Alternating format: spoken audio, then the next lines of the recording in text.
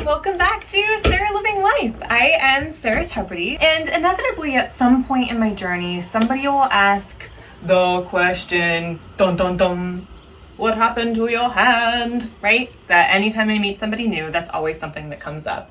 And I used to really hate the question and be really afraid of the question because it's like, why is this being targeted on something that I'm very insecure about?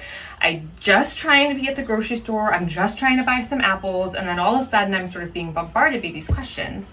But right now we're in a safe space where yes, like let's talk about it because these things are different and it may not be part of our normal experience, which is the whole reason why I'm doing this YouTube channel, is just to help normalize and to bring awareness that these types of things exist. So let's deep dive in it. So this is my hand.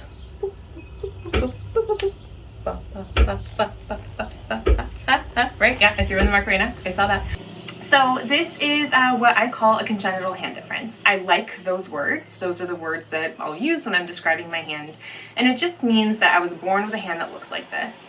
Other words that sort of help describe what this is symbrachydactyly. So that's a big, long word, which means that there's just a difference at my hands that sort of ends at this point. So my terminal end of my finger development sort of happened here. So as far as what happened, best answer, I don't know. I don't know. I don't know what happened. There likely was an underdevelopment in my subclavian artery. So that's the artery that, kind of goes right here. It provides all of the blood flow for the arm. Decreased blood flow that sort of limited the nutrients to be able to help provide this arm to keep growing. So this happened at about 8 weeks of my gestational development. So my mom, I don't even think at that point knew that she was pregnant with me because that's really early on. And it just meant that my little arm buds were kind of growing, and then this one kind of kept growing, and then this one just kind of stopped. And this is what I got. There isn't any research or evidence that suggests that this was anything that my parents did or didn't do or anything at any point. My mom was really anxious about different types of allergy medications that she took when she was pregnant with me, but there isn't any type of correlation that is what caused my hand to form this way. And sometimes this just happens.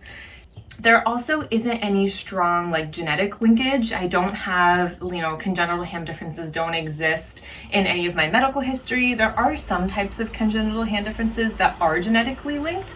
However, the type that I have isn't, and there isn't any type of strong evidence that has a correlation to passing on my congenital hand difference to my children if I was to have children. There's kind of a decent number of us. The numbers kind of shift a little bit, but it's about 6 to 16 per 10,000 live births that will have a congenital upper limb difference. When I was born, it was sort of a complicated delivery. So when I was first delivered, sometimes if they see an underdevelopment of any type of the body, it could correlate to any other type of underdevelopment in my other organs. So they wanted to look at my, brain and neurological function.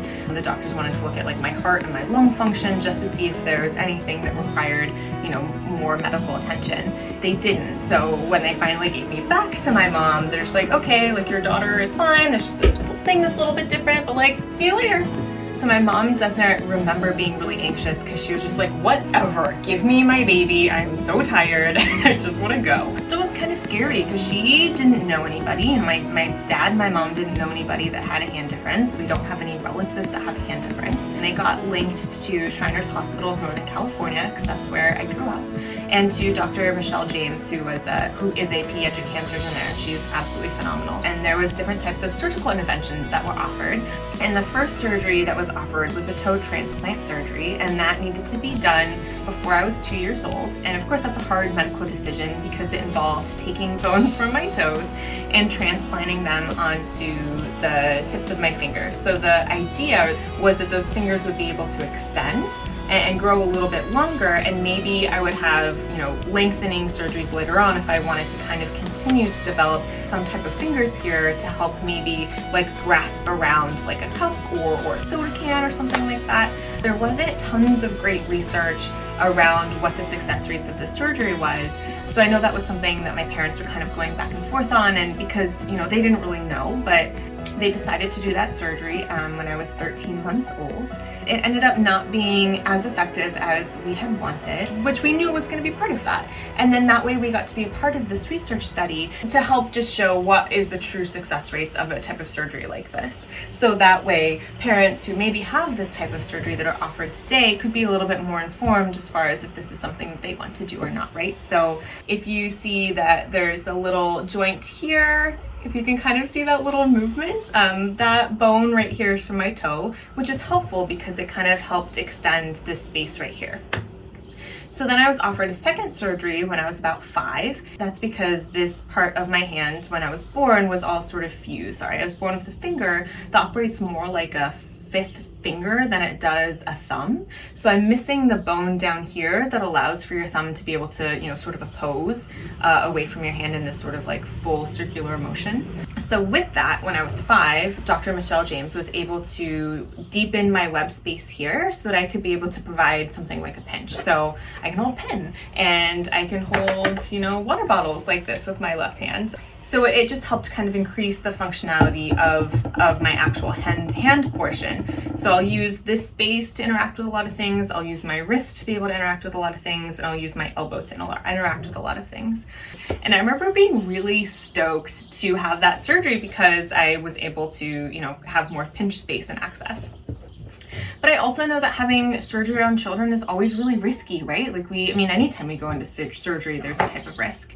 So I have a lot of conversations with parents who are considering surgery for their children with congenital limb differences. And honestly, the best answer is to do what's in your soul. Like if you really believe in this and you believe that this is something that's going to work for your family and going to work for your child, and this is something that you want like deep in your soul, then that's your answer. And if this is something that you absolutely do not believe in and you do not think is going to be beneficial for your child, then that's your answer. And it's really, everybody is so unique. Every child is so unique. And I have absolutely zero regrets for the surgeries that I've had. And I wouldn't go back and undo anything because this is all part of who I am in my journey.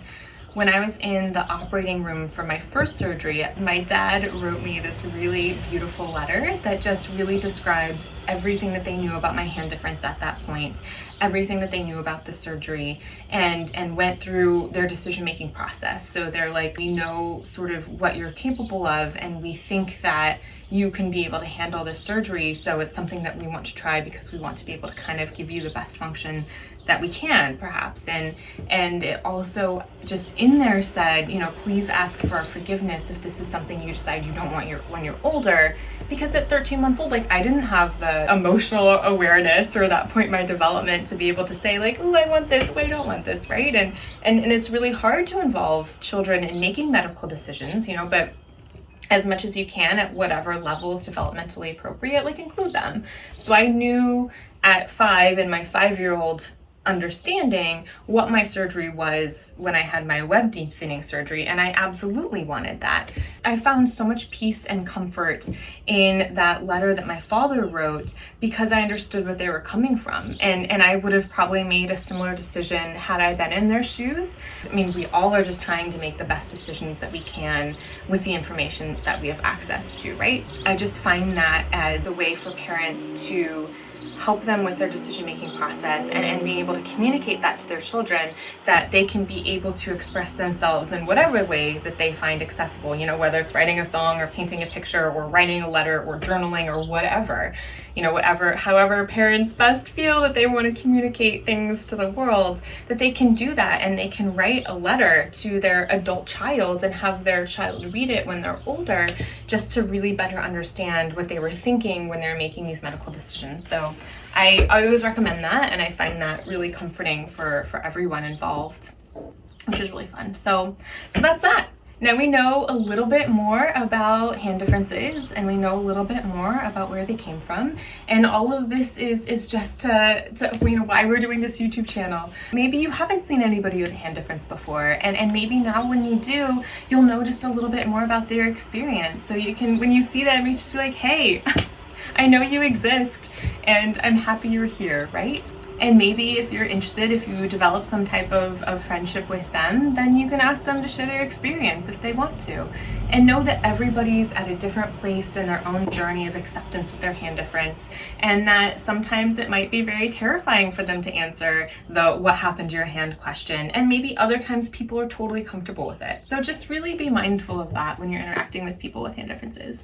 My story may be their story too, or maybe they have an entirely different story and it's space for them to share it. But anyway, here we go. Now you know. Come, I'm excited to see you for our next set of videos. Like, share, subscribe, do all those things. And I have links. All of the videos that we make will have different links to further information, to further research studies, or to websites that maybe have information. So always know that those are available. All right, I'll see you next time.